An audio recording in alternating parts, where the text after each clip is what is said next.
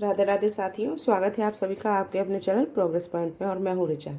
साथियों, ये हमारा जो आज का टॉपिक है ये असाइनमेंट से संबंधित है और ये बीएड में हम आपको बता रहे हैं। इससे पहले भी मैंने 2 असाइनमेंट की वीडियो डाली थी। बीएड सेकेंड ईयर के अंदर जो आपके प्रैक्टिकल होने वाले हैं उसके लिए जो असाइनमेंट वर्क कराया जाएगा, या तो आपने कर लिया होगा और नहीं किया है तो वहाँ आप अपने कॉलेज से अपना टॉपिक भी पूछ सकते हैं, और नहीं तो सभी पेपर में जो है जिस तरीके से किया जाता है उससे संबंधित आज ये जानकारी आपको दी जा रही है। साथियों, आपको सबसे पहले मैं सिलेबस से परिचित कराती हूँ। ये सिलेबस है जो कि डॉक्टर भीमराव अंबेडकर विश्वविद्यालय आगरा से है, और इसके अंदर जो है हमारे सेकेंड ईयर और फर्स्ट ईयर दोनों का ही इसके अंदर, ये देखिए यहाँ पर पूरे सिलेबस को शो किया गया है पेपर वाइज, नंबर वाइज, और इसमें कितने अंक किस पेपर को दिए गए हैं फर्स्ट ईयर में भी और ये सेकंड ईयर में भी। लेकिन मैं यहाँ पर ये जो बताने जा रही हूँ वो सेकंड ईयर कोर्स का है, और यहाँ पर इसमें 5 पेपर हमारे होते हैं, जिसमें 4 पेपर हमारे यहाँ तक योग शिक्षा तक कंपलसरी होते हैं, ये सबको एक जैसे लेने होते हैं। लेकिन 5वां पेपर जो BD 205 में है, यहाँ पर ऑप्शनल है ये। इसमें से आप अपनी इच्छा अनुसार कोई भी पेपर रख सकते हैं। ABCDE तक आप कोई भी अपनी सुविधानुसार जो आपको पसंद हो और जिसमें अच्छी पकड़ हो वो आप रख सकते हैं। यहाँ पर मैं आपके सामने जो रखूँगी वो पर्यावरणीय शिक्षा का पेपर रखूँगी असाइनमेंट, क्योंकि यहाँ पर आगे के लिए जितनी भी आप जैसे टेट देते हैं या फिर आप कोई भी और एंट्रेंस एग्ज़ाम देते हैं तो वहाँ पर उससे संबंधित जो पर्यावरण एजुकेशन हमारी होती है, एनवायरमेंटल एजुकेशन जो होती है, वहाँ पर इसी से संबंधित बहुत सारे प्रश्न पूछे जाते हैं। तो तैयारी आपकी यहीं से होती चली जाएगी। इस वजह से बच्चों को मैं कहती हूँ कि वो यहाँ पर आपका पर्यावरणीय शिक्षा को ही रखें। और जो बच्चे पढ़ने में वीक है और जिनको लगता है कि इसमें हमारे नंबर नहीं आ पाएंगे तो वो वैल्यू एजुकेशन रख सकते हैं, क्योंकि ये बहुत ही आसान है। ठीक है, तो यहाँ पर उन्होंने अपना भर दिया होगा, अब तो आपको केवल पेपर देना होगा। अब यहाँ पर जो मैं असाइनमेंट बताऊंगी तो इसमें 205 वाले में पर्यावरणीय शिक्षा का होगा, लेकिन आज जो हम असाइनमेंट बता रहे हैं वो आपको बता रहे हैं 203, यानी कि समावेशी विद्यालय का निर्माण। ठीक है, तो इससे संबंधित आप असाइनमेंट इसको देख करके भी बना सकते हैं, और आप चाहें तो आपके असाइनमेंट आपको हैंड राइटिंग में ही आपको एज इट इज़ मिल सकते हैं। इसके लिए आपको कांटेक्ट करना होगा, और मेरा कांटेक्ट नंबर जो है वो आप नोट कर सकते हैं। कांटेक्ट नंबर है मेरा 9760529776। इस नंबर पर आप मुझे कांटेक्ट कर सकते हैं, लेकिन आपसे अनुरोध है कि आप मुझे कॉल ना करें, बस आप मुझे व्हाट्सअप मैसेज कर सकते हैं। तो वहाँ पर मैं आपको जैसे अगर आप एक ये असाइनमेंट बनवाना चाहते हैं, अब यहाँ पर आप फर्स्ट ईयर सेकंड ईयर किसी का भी जो भी असाइनमेंट बनवाना चाहते हैं वो असाइनमेंट आप मुझसे कांटेक्ट कर सकते हैं। आपको इंटर्नशिप फाइल बनवानी है तो भी आप मुझसे कांटेक्ट कर सकते हैं, और अगर आप माइक्रो मैक्रो टीचिंग फाइल बनवाना चाहते हैं तो भी कांटेक्ट कर सकते हैं, और फाइनल टीचिंग प्लान क्या होता है वो भी बनवाने चाहते हैं तो उसके लिए भी मुझसे कांटेक्ट कर सकते हैं। ठीक है, तो अब हम अपना वर्क शुरू करते हैं। तो असाइनमेंट बनाने के लिए सबसे पहले आपको ये यहाँ पर एक फ़ाइल लेनी होगी। आप कैसी भी फाइल ले सकते हैं, लेकिन असाइनमेंट के लिए हमने ये फ़ाइल रखी है तो इस तरह की एक फ़ाइल होनी चाहिए, और फिर उसके बाद हमें कुछ पेजेस इस तरह से रखने होते हैं इस फाइल के अकॉर्डिंग। और ये जो हमने फ्रंट पेज है हमारा, इस पर हमें डालना है जिस पेपर का नाम आप डालेंगे, जो आप असाइनमेंट तैयार कर रहे हैं उस पेपर का नंबर डालेंगे, जैसे कि यहाँ पर असाइनमेंट ऑफ थर्ड पेपर। अब यहाँ पर ये आप देख लीजिए कि इसमें पूरा जो हमारा पेपर का नाम है वो भी हमने डाल दिया है। यूनिट इसमें कौन कौन सी रख रहे हैं वो सारे यूनिट हमने शो किए हैं, यानी कि पहली, दूसरी, तीसरी, चौथी और 5वीं, तो सभी यूनिट्स इसके अंदर हमने शो की हैं।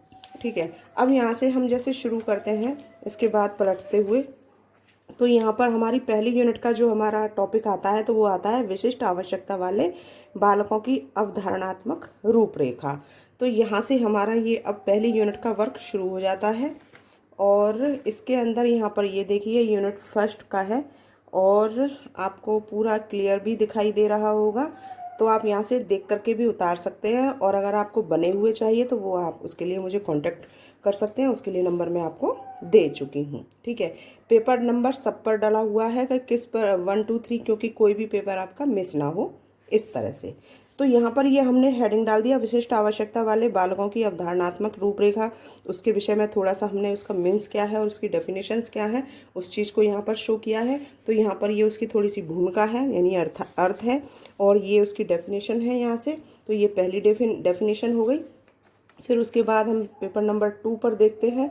तो यहाँ पर ये देखिए, थोड़ा सा और छोटा कर देती हूँ ताकि और क्लियर हो जाए। ये इस तरीके से, ये यहाँ पर पेपर नंबर 2 का है, ये डेफिनेशंस हैं यहाँ पर इसकी 4। तो यहाँ पर इसकी सारी डेफिनेशन हो गई हैं। अब पेपर नंबर 3 की तरफ बढ़ते हैं। तो हम देखते हैं यहाँ पर 3 पे अभी एक और डेफिनेशन थी इसकी 5th नंबर पे, वो भी आ गई। 6 नंबर पे है, वो भी आ गई। अब इसका जो अगला हेडिंग आता है वो है विशिष्ट बालकों की प्रकृति एवं विशेषताएं। तो यहाँ पर इसकी विशेषताएं हो गई, इसकी प्रकृति क्या है, इसकी विशेषताएं क्या है, वो हमने पॉइंट टू पॉइंट यहाँ पर रखे हैं। तो यहाँ पर ये पेपर नंबर 3 का हो गया। 4th की तरफ देखते हैं। तो 4th में भी इसकी 8 हमारी विशेषताएं जो बताई हैं पूरी यहाँ पर 8 तक आ जाती हैं। और इसके बाद यहाँ पर जो अगला हेडिंग आता है वो आता है श्रवण बाधित बालक। तो वो उसके जो लक्षण क्या हैं उन सभी लक्षणों को यहाँ पर शो किया हुआ है। तो ये इसके लक्षण हो गए। पेपर नंबर 5th में देखते हैं। 5th में है दृष्टिबाधित बालक जो है, उसमें उसके लक्षण जो हैं वो ये लक्षण आते हैं। तो इसके 12 लक्षण बताए हैं। दृष्टिबाधित बालक जो है उसके जो भी होते हैं उसके लक्षण यहाँ पर 12 रखे हुए हैं। पेज नंबर 6 में आता है ये मंदबुद्धि बालक के जो लक्षण होते हैं उन सभी लक्षणों को यहाँ पर ये शो किया हुआ है और ये 14 इसके लक्षण बताए गए हैं। तो यहाँ पर हो गया पेज नंबर 6 का। अब देखते हैं पेज नंबर 7। तो 7th अब हमारी यहाँ पर यूनिट 2 शुरू हो जाती है और इसके अंदर यहाँ पर है समावेशी विद्यालय का अवधारणात्मक निर्माण। तो उसमें समावेशी विद्यालय क्या है पहले उसके विषय में यहाँ पर समझाया गया है। उसके बाद समावेशी शिक्षा की जो विशेषताएं हैं उन सभी विशेषताओं को यहाँ रखा गया है। ठीक है, इसके बाद पेज नंबर 8 का हम देखते हैं, यानी कि इसमें जो है विशेषताएं इसकी रखी गई हैं वो रखी गई हैं यहाँ पर 13। ठीक है, तो यहाँ पर ये हो गई। अब आता है एकीकृत शिक्षा का महत्व। तो इसका क्या क्या महत्व है उस चीज़ को यहाँ पर शो किया गया है और ये महत्व आपके सामने यहाँ पर है। पेज नंबर 9 में अब हम देखते हैं। तो यूनिट हमारी 3rd शुरू हो जाती है। बहुत शॉर्ट हमने इस चीज़ को रखा है कि सारी यूनिट हमारी एक ही असाइनमेंट में आ भी जाए और ये इम्पॉर्टेंट टॉपिक जो होते हैं या पॉइंट्स हैं उन्हीं को हमने यहाँ पर रखा है ताकि असाइनमेंट भी पूरा हो जाए और सभी यूनिट को वो कवर कर सके। तो ये आपके एक एज ए पूरी तरह से अगर कहें तो नोट्स भी हमारे बन जाते हैं जो एग्ज़ाम में हमारे बहुत हेल्प कर सकते हैं।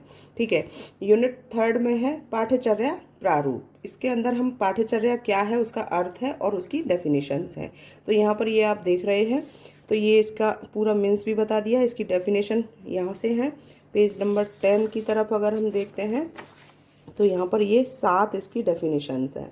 ठीक है, और उसके बाद पेज नंबर 11 को हम देखें तो यहाँ पर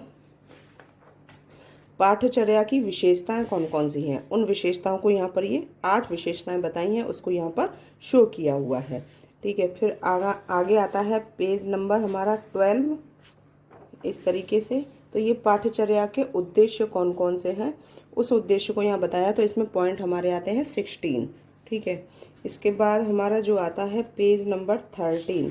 पेज नंबर 13 पर अगर हम देखते हैं तो यहाँ पर है अधिगम असमर्थी बालकों के लिए अधिगम सामग्री। तो ये इसमें पूरे पॉइंट वाइज हमने रखे हैं इसके अंदर। तो ये इसके हैं, देख लेते हैं इसमें कितने हैं, 7 यहाँ पर दे रखे हैं। तो 7 ही इसके अंदर पॉइंट हैं। ठीक है, तो इस तरीके से आप इसको उतार सकते हैं। 13 का हो गया। अब देखते हैं 14 पेज नंबर पर देखते हैं कि विशिष्ट आवश्यकता वाले बालकों हेतु उपकरण एवं अन्य तकनीकियों का वर्गीकरण। तो ये पूरा वर्गीकरण किया हुआ है, किस तरीके से किया है, कौन कौन सी तकनीकियां हैं और कौन कौन से उसके उपकरण हैं जिसके माध्यम से इनको ज्ञान दिया जा सकता है। तो ये सारी चीज़ यहाँ पर इसमें एक सारणी के माध्यम से शो की हुई है। आप इसको अच्छे से देख सकते हैं और उतार भी सकते हैं। तो ये पेज नंबर 14 का हो गया। अब बढ़ते हैं page number 15। Page number 15 per unit 4 हमारी शुरू हो जाती है जिसमें समावेशी शिक्षा में सहयोगात्मक सेवाएं वो कौन कौन सी होती है। तो इसमें 2 बताए हैं, निर्देशन एवं परामर्श। अब वो निर्देशन का पहले हम बताते हैं, तो निर्देशन का अर्थ और परिभाषा यहाँ पर आ जाती हैं। तो ये इसका थोड़ा सा अर्थ है और ये इसकी परिभाषाएं हैं। यहाँ पर है G.E. स्मिथ, इन्होंने भी इनके द्वारा है। इसके अलावा और भी है, ये है यहाँ पर इन्होंने बताया है, और R.N. मैथ्यूसन ने जो है इसको बताया है। और इन परिभाषाओं के आधार पर जो भी इसका निष्कर्ष निकलता है वो निर्देशन क्या है उस चीज़ को शो किया हुआ है। ठीक है, पेज नंबर 16 का वर्क हो गया। अब पेज नंबर 17 पर देखते हैं हम। तो यहाँ पर है परामर्श का अर्थ एवं परिभाषा, यानी निर्देशन का हो गया। अब इसमें आता है परामर्श। तो परामर्श का ये अर्थ हो जाएगा यहाँ पर, और इसके बाद इसकी डेफिनेशंस भी आएंगी। तो वो इस तरीके से है, ये देखिए, ये इसकी डेफिनेशंस हो गई। वेबस्टर के शब्दकोश के अकॉर्डिंग है और गेस्टार्ट के अकॉर्डिंग है। तो यहाँ पर ये इनकी डेफिनेशंस हो गई 18 पर। अब ये देख लीजिए। इसके बाद पेज नंबर 19। अब यहाँ पर यूनिट हमारी 5th यानी अंतिम जो हमारी यूनिट है इसमें उसको शो किया है, कक्षा में विविधता अनुकूलन के नवीन उपागम। यानी कि इसके अंदर कौन कौन से कक्षा में जो जितने भी प्रकार के अनेक तरह के जो होते हैं कि वो नवीन नए नए उपागम कौन कौन से ऐसे टूल्स होते हैं जिसके माध्यम से हम जो है बच्चों को पढ़ा सकते हैं। तो उसमें यहाँ पर दे रखा है समावेशी अनुदेशन रणनीतियाँ, वो कौन कौन सी हो सकती है, तो उस चीज़ को यहाँ पर शो किया हुआ है। ठीक है, इसके बाद हम देखते हैं पेज नंबर 20 पर। तो पेज नंबर 20 पर देखते हैं कि समावेशी अनुदेशन रणनीति के कौन कौन से लाभ होते हैं। उस लाभ को यहाँ पर शो किया है 5 पॉइंट में। इसके बाद वैयक्तिक शैक्षिक कार्यक्रम कौन कौन से होते हैं या क्या होता है, तो उसके विषय से यहाँ पर अवगत कराया गया है। तो ये पेज नंबर 20 का हो गया। अब देखते हैं पेज नंबर 21 में है टोली शिक्षण, यानी कि टीम टीचिंग जो होती है उसका एक अर्थ बताया है और उसकी डेफिनेशंस। तो यहाँ पर ये क्या होता है आप इसको देख लीजिए। और 22 पर आप देखेंगे तो यहाँ पर इसमें इन्होंने डेविड वार्विक ने अब कुछ शब्द रखे हैं डेफिनेशन के अकॉर्डिंग, और ये टोली शिक्षण के जो उद्देश्य होते हैं उस उद्देश्य को यहाँ पर एक चार्ट के माध्यम से शो किया गया है। तो ये 22 का हो गया। 23 का देखते हैं, उपचारात्मक शिक्षण। तो यहाँ पर आप ये देख सकते हैं उपचारात्मक शिक्षण क्या होता है, उसके विषय में एक डिटेल रखी गई है।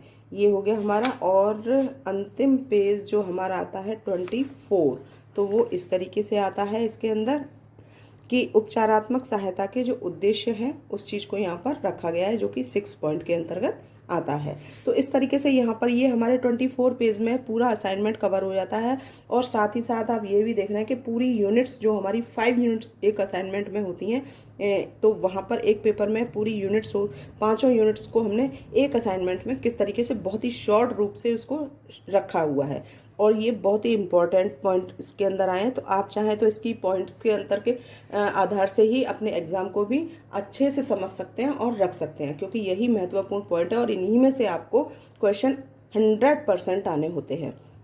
तो यहाँ पर ये आपकी बहुत ही हेल्प करने वाले होते हैं। तो ये असाइनमेंट अगर आपको इस तरीके से बनाओगे तो बहुत आसानी से और बहुत अच्छे बन जाएंगे। अगर आप चाहते हो तो एज इट इज़ इसमें से इतना क्लियर है कि आप अच्छे से उतार सकते हो। अगर आप उतारना नहीं चाहते तो फिर आप मुझसे कांटेक्ट कर सकते हो, तो मैं आपको पूरा एज इट इज़ यहाँ से विद पूरा हैंड राइटिंग के अपनी हैंड राइटिंग के इसी को आपके पास भेज सकती हूँ। तो उसके लिए आपको मुझसे कांटेक्ट करना पड़ेगा। आप चाहे असाइनमेंट बनवाएं किसी भी पेपर का, चाहे आप वहाँ पर माइक्रो मैक्रो की टीचिंग की फ़ाइल तैयार करवाएं, चाहे इंटर्नशिप की फ़ाइल की तैयार करवाएं, फाइनल टीचिंग प्लान उसकी भी आप फाइल तैयार करवाएं।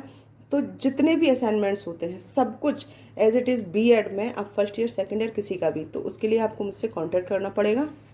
कॉन्टैक्ट नंबर मैंने एक बार पहले ही बता दिया था अभी, अब मैं फिर से एक बार दोहरा देती हूँ ताकि आप और अच्छे से उसको लिख सकें। तो कॉन्टैक्ट नंबर मेरा है 9760529776। इस नंबर पर आप मुझे मैसेज कर सकते हैं। बस आपसे यही अनुरोध है कि आप मुझे कॉल ना करें, ठीक है। तो आपकी हर समस्या का समाधान अवश्य आपको दिया जाएगा। वीडियो कैसी लगी इसको आप मुझे कमेंट बॉक्स में बताइएगा ज़रूर। और अगर आपके अन्य साथी हैं तो वहाँ तक भी इसको शेयर कर दीजिए ताकि वो भी इसको उतार सकें या इसका फ़ायदा उठा सकें। अगर चैनल पर पहली बार आए हैं तो प्लीज़ चैनल को सब्सक्राइब ज़रूर कर लें ताकि आपको मेरे इस वीडियो का ऐसी ही और भी अनेक वीडियो का नोटिफिकेशन जो है वो समय से मिलता चला जाए। वीडियो देखने के लिए आप सभी का बहुत बहुत धन्यवाद। नमस्कार।